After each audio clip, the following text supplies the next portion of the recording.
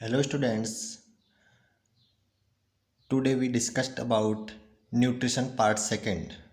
Students part first में types of nutrition हमने study किया था. Type first is carbohydrate. Carbohydrate are important to our body.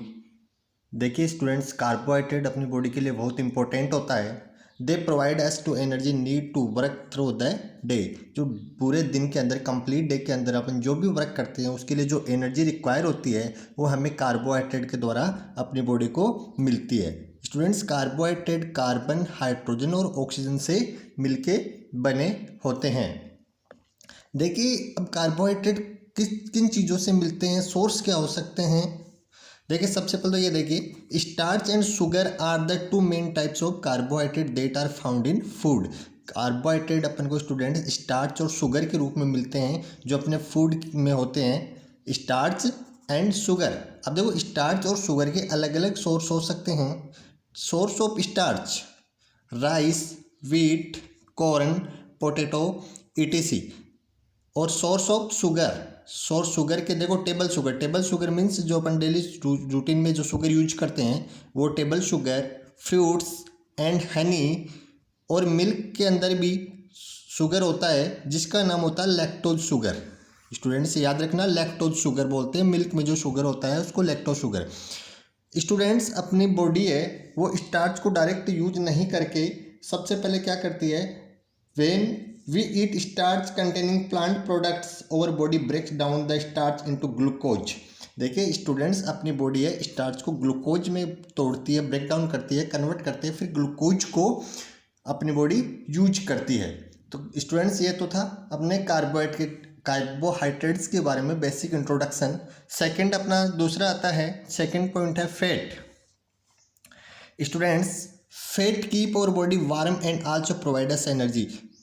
जो previous video अपने nutrition के बारे में पढ़ा था उसमें ये बात अपने डिस्कस की थी कि फैट है वो एनर्जी प्रोवाइड करती है और प्रोटीन था वो अपनी बॉडी की ग्रोथ के लिए ज़रूरी था. Source of fat butter, ghee, oil, milk, egg yolk. Egg yolk means जो एग के अंदर जो येलो पार्ट होता है उसको एग योक बोला जाता है जो फैट का बहुत बड़ा सोर्स होता है. आगे देखिए next, A limited amount of fat is important in the diet for healthy functioning of the body.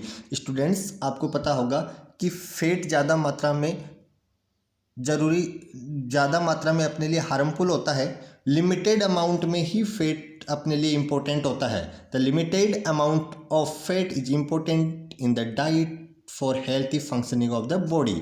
कितनी रिक्वायरमेंट होती है फैट की? An adult need about 35 gram fat every day.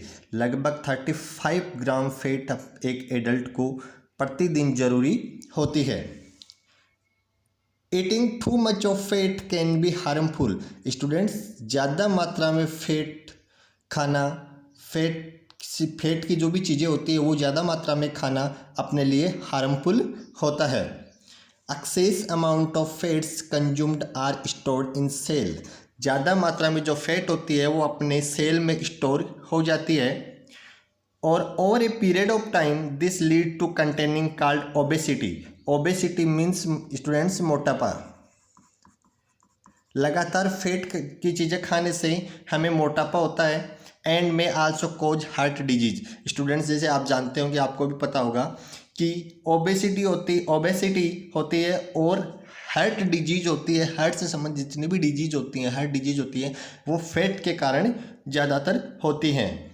आगे देखिए, junk food are harmful because they are poor in their nutrients. देखिए student, junk food होते हैं वो अपने लिए हार्मफुल होते हैं. जंक फूड कौन कौन से होते हैं? जैसे चिप्स हो सकते हैं, फ्राइज हो सकते हैं, बर्गर्स हो सकते हैं एंड सॉफ्ट ड्रिंक्स हो सकते हैं. ये सारे क्या होते हैं? जंक फूड के अंतर्गत आते हैं. ये हार्मफुल क्यों होते हैं? क्योंकि they nutrient content they are poor in their nutrients content but have a high amount of fat and sugar.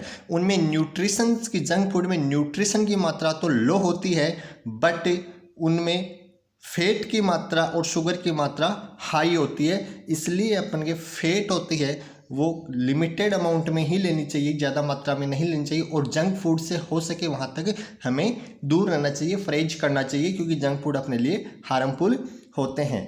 Okay students, thank you.